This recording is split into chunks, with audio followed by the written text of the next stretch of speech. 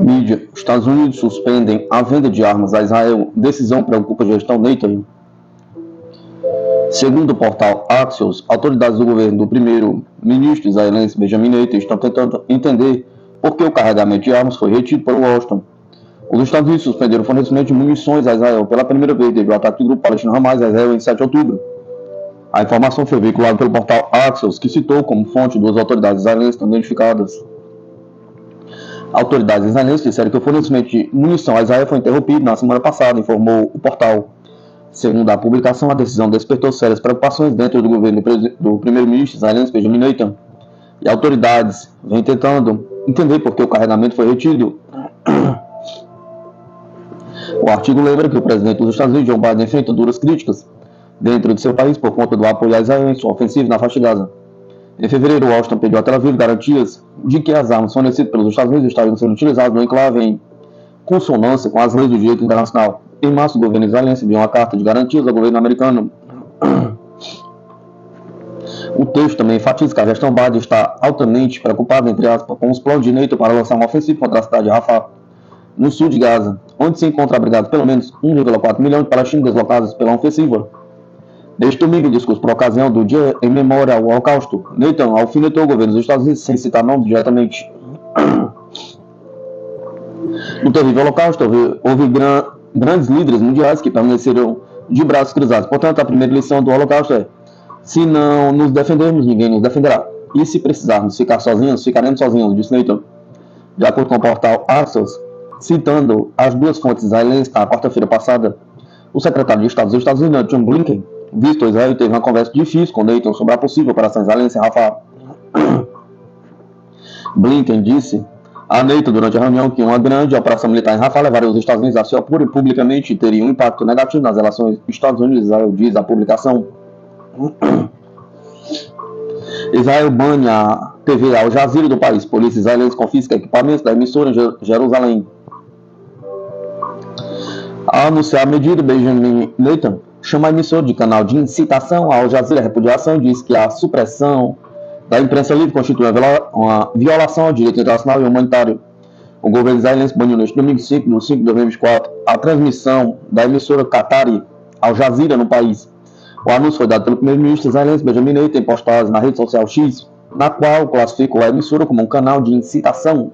O governo decidiu por unanimidade o canal de incitação Al Jazeera será fechado em Israel, escreveu Netanyahu. As medidas aprovadas pelo governo israelense incluem o fechamento dos escritórios do canal em Israel, confisco de equipamentos de transmissão, bloqueio de transmissão das reportagens do canal, a remoção do canal da televisão, acaba via satélite e o bloqueio dos sites da emissora. Após o anúncio, a polícia israelense fez buscas no escritório da Al Jazeera em Jerusalém e confiscou equipamentos. A Al Jazeera repudiou a decisão do governo Netanyahu, afirmando que o fechamento é um ato criminoso e alertando que a supressão da imprensa livre no país constitui uma violação do direito internacional humanitário. A Al Jazeera Media Network condena e denuncia veementemente esse ato criminoso que viola os direitos humanos e o direito básico de acesso à informação. A Al Jazeera afirma o seu direito de continuar a fornecer notícias e informações ao seu público global, tal como garantido pelas convenções internacionais, afirmou a rede de comunicado. A supressão da imprensa livre por Israel para encobrir os seus crimes, matando e prendendo jornalistas, não nos impedirá de cumprir nosso dever. Acrescentou o comunicado, citando também o número de jornalistas mortos na faixa de Gaza, que ultrapassou 140.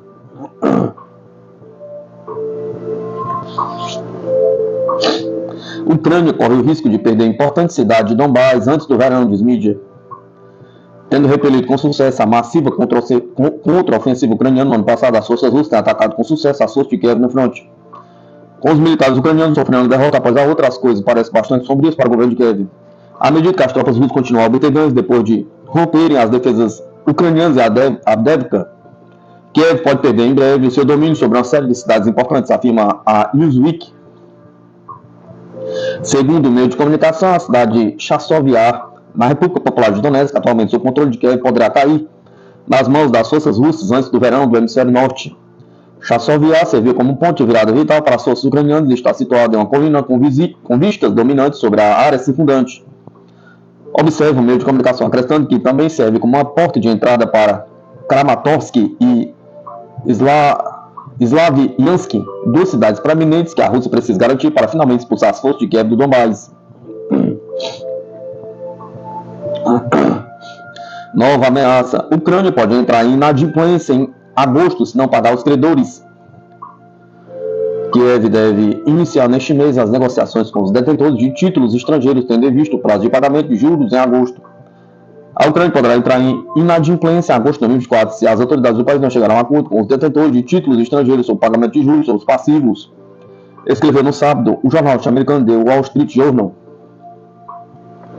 A Ucrânia está se preparando para iniciar as negociações com os credores em maio, e os assessores de Kiev estão trabalhando para envolver os Estados Unidos e outros governos, disse o Wall Street Journal. No entanto, a aprovação do acordo não é garantida, pois os Estados Unidos e seus aliados estarão preocupados com o fato de que o dinheiro dos contribuintes acabará nas mãos dos detentores de títulos se a Ucrânia retomar o serviço da dívida. Sem um acordo, a Ucrânia poderia entrar em inadimplência depois que as férias de pagamento da dívida dos detentores de títulos terminarem em agosto, disse o jornal. A medida está que uma inadimplência reduziria a atratividade da Ucrânia para os investidores e tornaria mais difícil a Kiev conseguir novos empréstimos. Ela também relatou que um grupo de detentores de títulos estrangeiros que possuem os eurobonds em circulação da Ucrânia formou um comitê e contratou advogados e banqueiros para negociar com Kiev a retomada dos pagamentos de juros em troca do perdão de uma parte significativa da dívida em circulação do país. Contingente da Legião Estrangeira Francesa é enviado para a Ucrânia, afirma ex-funcionário dos Estados Unidos. Contrariando afirmações anteriores de que a OTAN não tem planos operacionais para a Ucrânia, o antigo vice-secretário de Defesa para a Política dos Estados Unidos, Stephen Bryan, afirma que a França já tem as botas em território ucraniano. Meios de comunicação haviam afirmado anteriormente que a OTAN não tem atualmente quaisquer planos operacionais para enviar um contingente militar para a Ucrânia, embora a aliança tenha alegadamente estabelecido as duas linhas vermelhas para sua intervenção direta no conflito. A França enviou oficialmente as suas primeiras tropas para a Ucrânia, afirmou o antigo vice-subsecretário de Defesa para a Política dos Estados Unidos, Stephen Bryan, em um artigo publicado pelo Asian Times. Bryan escreveu ainda que as forças foram mobilizadas em apoio à 54ª Brigada Mecanizada Independente da Ucrânia na cidade de Slavyansk. Os soldados franceses teriam sido oriundos do 3º Regimento de Infantaria, um dos principais componentes da Legião Estrangeira da França. As autoridades francesas ainda não comentaram o assunto. Essas tropas estão sendo posicionadas diretamente em uma área de combates intensos e têm como objetivo ajudar os ucranianos a resistir aos avanços russos em Donbás. Os primeiros 100 são especialistas em artilharia e vigilância, argumentou Bryan. Segundo ele, cerca de 1.500 soldados da Legião Estrangeira Francesa devem chegar à Ucrânia em um futuro próximo.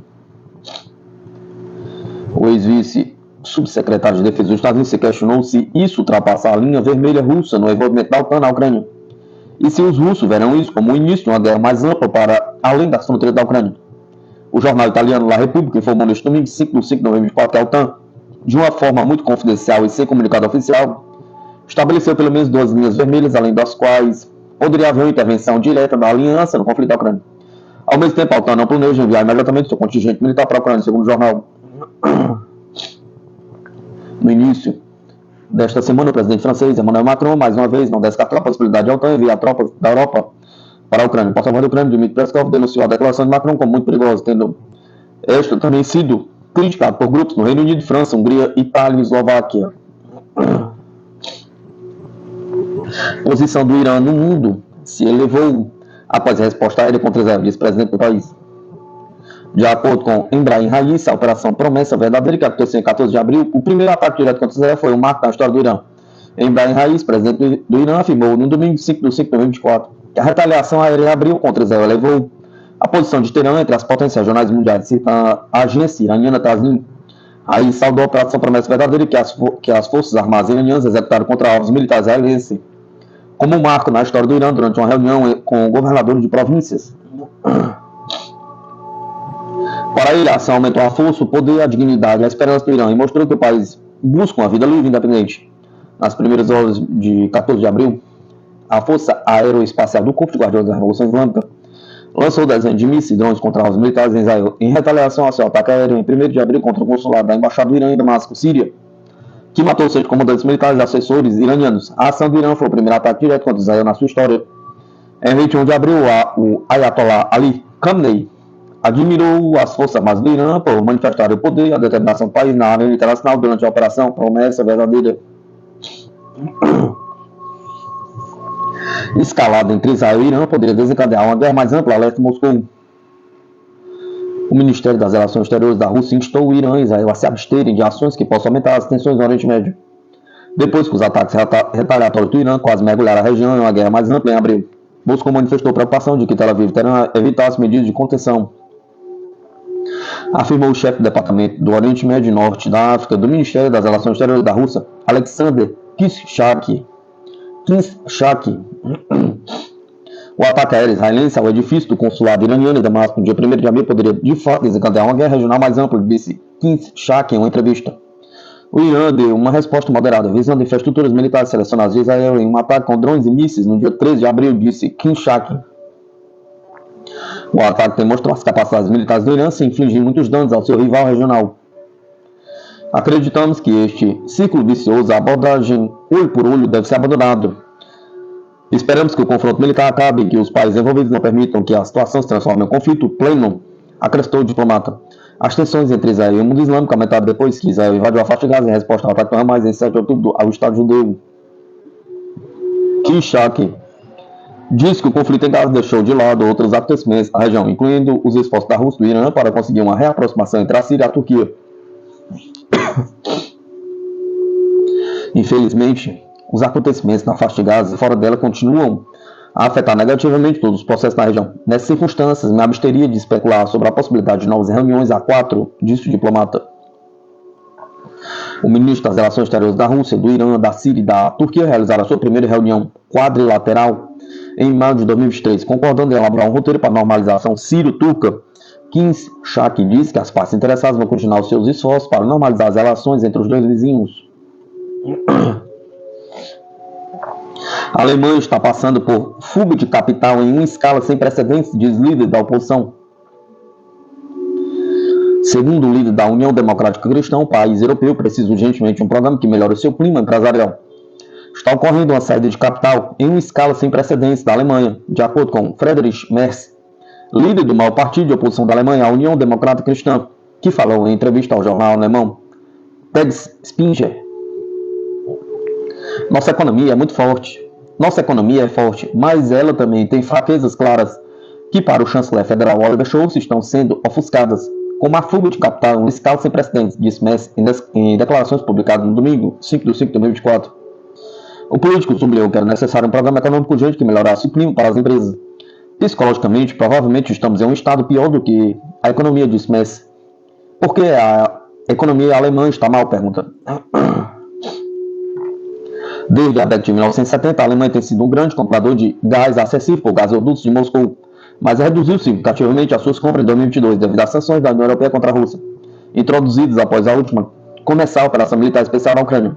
Esta redução impactou tanto as pequenas e médias empresas que não têm capacidade para se ajustarem rapidamente ao aumento dos custos de produção, como as grandes indústrias, levando a dificuldades generalizadas.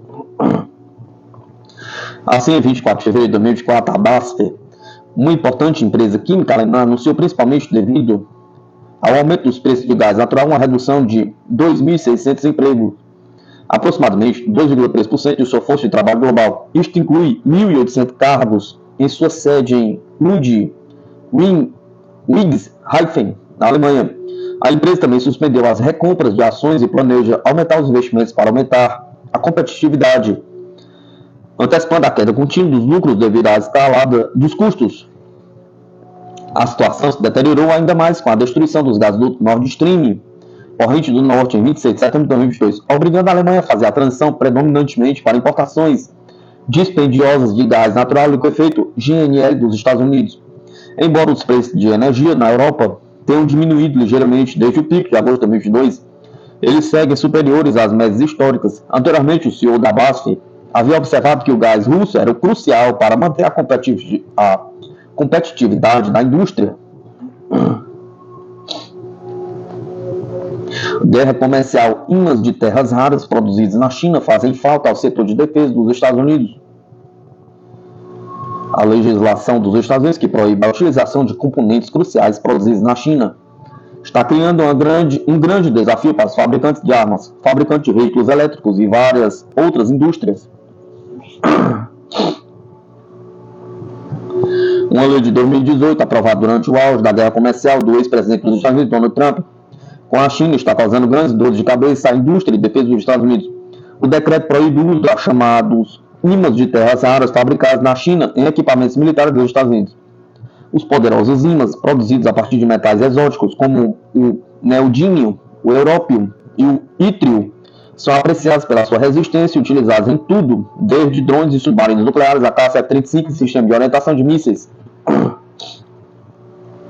Mas a grande maioria deles é produzido na China. Um número ainda maior contém materiais extraídos ou processados no país. A lei de Trump proibiria a utilização de todos estes ímãs pela indústria de defesa dos Estados Unidos até 2027, deixando os fabricantes de armas com um fornecimento global insuficiente para satisfazer as necessidades atuais. Estamos falando de uma cadeia de abastecimento do mundo ocidental que basicamente não existe, disse James Linsky, CEO da empresa MP Materials. A incapacidade dos Estados Unidos e dos países aliados de alcançar a autossuficiência na produção de ímãs de terras raras é um estudo de caso dos efeitos de décadas da política econômica ocidental. Nos Estados Unidos, o neoliberalismo tem sido um projeto bipartidário. O termo surgiu pela primeira vez na década de 1980, quando o ditador chileno Augusto Pinochet, sob o aconselhamento de Milton Friedman e de outros economistas ocidentais, implementou legislação destinada a reverter as conquistas do movimento trabalhista do país. A junta militar de Pinochet instituiu a privatização em massa, a desregulamentação e a austeridade governamental, presidindo uma semana de trabalho de 45 horas. O Partido Republicano, em nome dos interesses empresariais que há muito se irritavam com o poder e a influência dos sindicatos, procurou implementar uma política semelhante. A globalização e a terceirização permitiram que as empresas enviassem milhares de empregos para o exterior, para países com salários mais baixos e menos regulamentações, quebrando a espinha dorsal do movimento trabalhista dos Estados Unidos. A eleição do antigo presidente Bill Clinton, em 1992, marcou a ascensão de um partido democrata mais fixado nas questões sociais do que nas preocupações econômicas da sua histórica base operária. E o neoliberalismo continuou inabalável. O que seguiu foram décadas de desindustrialização. Entretanto, as empresas estatais chinesas construíram as bases do domínio moderno do país na indústria pesada. Uma dessas empresas fazia parte de um grupo de investimentos que adquiriu a Magnen Kinshi, uma produtora de ímãs anteriormente propriedade da montadora norte-americana General Motors. O governo dos Estados Unidos aprovou o acordo. Construí a minha própria força, disse Mitchell Spence, engenheiro da empresa que treinou trabalhadores chineses em uma fábrica na cidade de Tianjin. Agora, os legisladores de Washington, que anteriormente abraçaram o neoliberalismo, estão questionando a deslocalização de tecnologia crucial para um país cada vez mais retratado como uma ameaça. Mas anos de política empresarial e governamental não são facilmente revertidos e a administração de Joe Biden recorreu a medidas desesperadas para travar a tendência.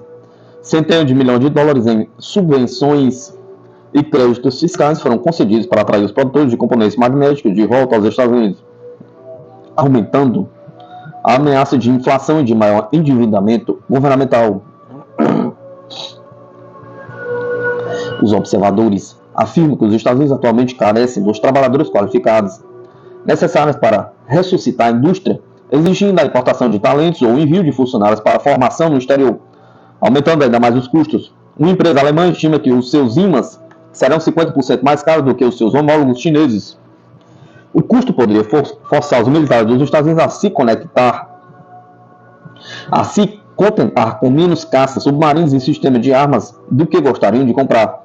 Ainda assim, os Estados Unidos estão tentando inverter a maré, produzindo componentes cruciais sem o envolvimento do workshop global do século XXI.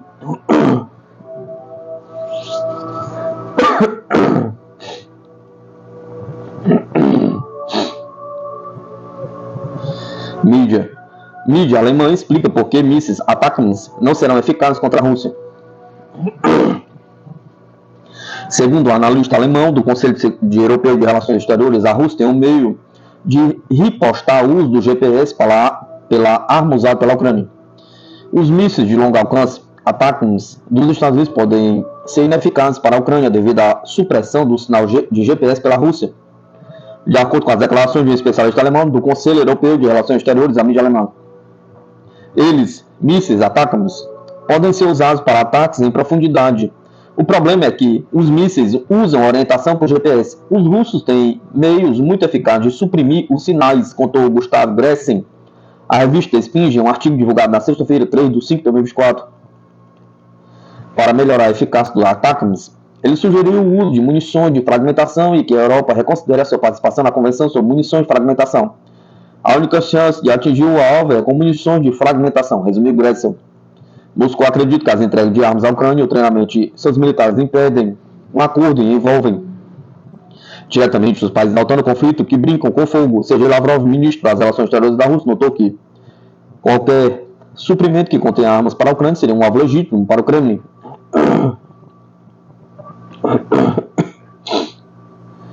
Especialista: corrupção acelerou a retirada da Ucrânia mais do que a escassez de armas. O rápido desmoronamento das forças ucranianas que levou à retirada militar levanta questões sobre o fracasso de Kiev em manter a linha de frente. As tropas russas continuam avançando ao longo de toda a linha de frente de 1.000 quilômetros de extensão e expulsando os militares ucranianos da República Popular de Donetsk após a libertação de Avdiivka, depois de assumir o controle de Chasiv e Ocherentino. As Forças Armadas Russas vão ter acesso ao aglomerado urbano de Slavyansk, Kramatorsk e destruir a linha de defesa de Kiev ao oeste de Avdiivka. O presidente ucraniano Vladimir Zelensky tem criticado consistentemente o Ocidente por hesitar em fornecer sistemas de defesa antiaérea, armas e munições, citando isso como a principal razão para os fracassos dos seus militares. No entanto, foi revelado que a escassez de munições não tem sido o principal problema do exército ucraniano. Kiev alocou anteriormente quase 38 bilhões de hryvnias para construir uma rede de fortificação em várias camadas. No entanto, as tropas ucranianas testemunham que as linhas de defesa quase não existem, conforme citado pela Associated Press. Os militares ucranianos afirmam que estas obras deveriam ter sido concluídas no ano passado durante uma pausa operacional temporária e não durante uma retirada. Podemos supor que, há um ano, quando o orçamento foi planejado, os ucranianos não acreditavam que a contraofensiva iria falhar. Em geral, a estratégia era atacar e estabelecer posições defensivas em territórios recém-adquiridos. Ou seja, as fortificações foram feitas para o ataque e não para a defesa, disse Vadim Kozyulin, chefe do Instituto de Estudos Internacionais Contemporâneos da Academia Diplomática do Ministério das Relações Exteriores da Rússia. Mas a situação mudou. Além disso, vemos que tudo aconteceu rapidamente e muito provavelmente de forma inesperada. Os ucranianos provavelmente perceberam ao que isso estava levando, mas não podiam admitir isso abertamente, porque temiam que pudesse ter impacto no financiamento. Eles tinham que manter algum tipo de otimismo entre os parceiros ocidentais, e isso os decepcionou, pegando-os desprevenidos, explicou. A segunda questão é a corrupção. É um problema antigo da Ucrânia, não sabemos a sua extensão, visto que tudo é confidencial durante as hostilidades, continuou o especialista. Onde está o dinheiro? Pergunta. Os fundos atribuídos para fortalecer as defesas ucranianas foram roubados com a aprovação tácita dos funcionários do governo do país, presumiu o Vadim Mingalev, especialista militar e analista político. Ele também chamou a atenção para o fato de Andrei Yermak, produtor cinematográfico ucraniano nomeado por Zelensky como chefe de seu escritório, supervisionar o projeto. O presidente ucraniano também desempenhou um papel nesta farsa ao visitar locais que eram nada menos que povoados de Potemkin, ou seja, uma fachada impressionante concebida para esconder uma verdade inconveniente, observou o especialista. De acordo com Mingalev, a agitação em torno da parcela de 61 bilhões de dólares surgiu do desejo do governo de Kiev de alocar uma parte destes fundos para os seus projetos de construção de fortificações atrasadas. Como em qualquer negócio de construção, primeiro é preparada uma certa estimativa, disse o especialista militar, explicando como o dinheiro pode ter desaparecido. A estimativa é então aumentada em 1,5 ou 2 vezes. Depois, à medida que a construção avança, pode aumentar 3 vezes e assim por diante. Consequentemente, uma certa quantidade de concreto, cimento e outros materiais de construção não são fornecidos para criar as linhas defensivas. O que está no papel muitas vezes difere significativamente do que realmente é entregue. Existe um esquema bastante sofisticado para roubar fundos.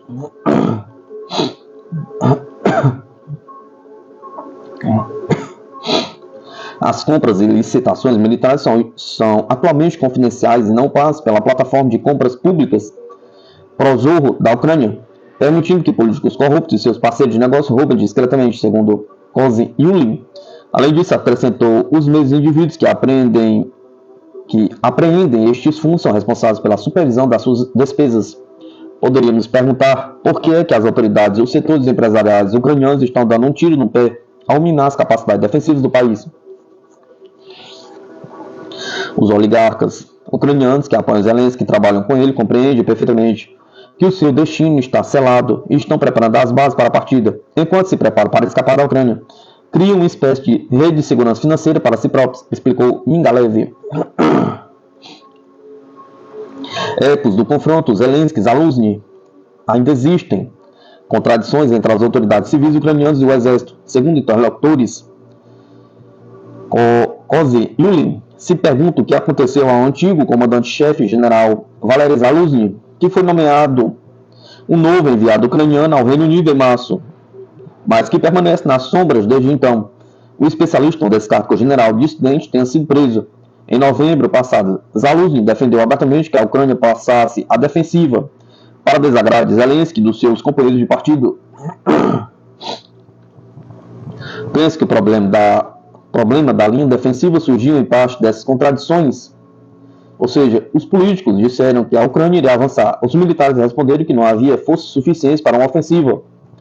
A Ucrânia precisava de ficar à defensiva, mas para os políticos, isso significou relações prejudiciais com os doadores ocidentais, que esperavam sucessos rápidos no campo de batalha em troca do seu dinheiro. Como resultado, as estruturas defensivas foram vítimas de escaramuças internas. A situação parece sombria para o Ocidente, que recebeu garantias de Kiev sobre a construção de defesa e a capacidade das forças armadas ucranianas para resistir ao avanço russo. Segundo interlocutores, os especialistas sugeriram que o regime de Zelensky enganou os seus apoiadores, levantando a possibilidade de políticos ocidentais também poderem estar implicados na corrupção sistêmica da Ucrânia. Rússia assumiu o controle completo da localidade de Oxerentino, na República Popular de Donetsk, relata o Ministério da Defesa russo. As forças russas eliminaram centenas de militares ucranianos e uma grande quantidade de equipamentos e libertaram uma localidade na República Popular de Donetsk. Os soldados do agrupamento de tropas russas Trinzi Centro libertaram a localidade de Oxerentino, na República Popular de Donetsk. Melhoraram as posições no terreno e rebateram 8 tentativas de contra-ataques ucranianos, relatou no domingo 5 de 2024, o Ministério da Defesa da Rússia. Além de 380 baixas, as peças ucranianas também incluem 7 veículos militares obuseiros M777, M102, D20, D30 e sistema de artilharia autopropulsado Krab e Gvozdyka. O agrupamento de tropas Jung-Sul, por sua vez, atingiu com sucesso 290 combatentes adversários. Assumiu posições mais dianteiras no fronte, destruiu 2 carros obuseiros M777, D33, um sistema de artilharia propulsado Gvozdyka e um canhão antitanque MT-12 Rapira, adicionou o Ministério.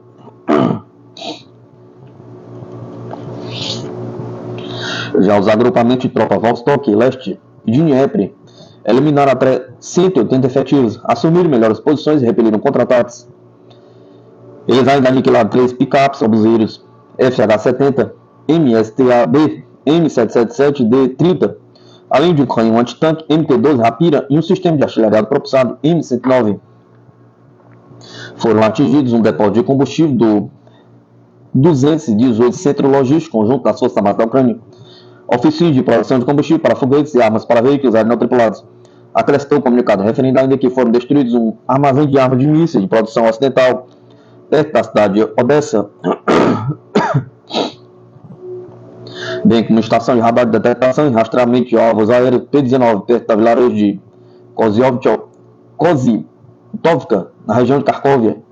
No total, desde o início da operação especial, foram destruídos 593 aeronaves militares ucranianas, 270 helicópteros, 23.762 veículos aéreos tripulados, 512 sistemas de mísseis antiaéreos, 15.917 tanques e outros veículos blindados de combate, 1.279 veículos de combate e sistemas de lançamento multifoguete, 9.314 peças de artilharia de campanha e morteiros, além de 21.479 unidades de veículos militares especiais.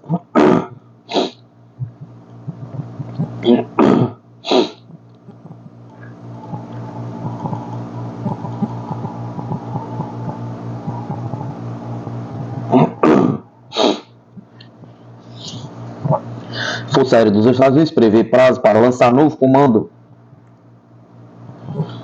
A Força Aérea dos Estados Unidos deseja ter seu novo comando de capacidades integradas em funcionamento até o final de 2024. Isso chefe do Estado-Maior da Força a repórteres na quinta-feira. O comando é um pilar central de uma vasta reorganização que o serviço anunciou em fevereiro. Esta reformulação é a maior da Força desde o final da Guerra Fria, destina-se a preparar melhor a Força Aérea para combater grandes adversários como a China e vencer uma guerra moderna e de alta tecnologia com financiamento limitado. A Força Aérea tornou-se fragmentada e construiu as suas capacidades em pedaços de cada vez, disse o general Dave Alvin numa mesa redonda, mas numa época em que a Força Aérea deve preparar-se para uma potencial luta contra um inimigo avançado, acrescentou. A Força deve ter uma visão mais ampla para se preparar para o futuro.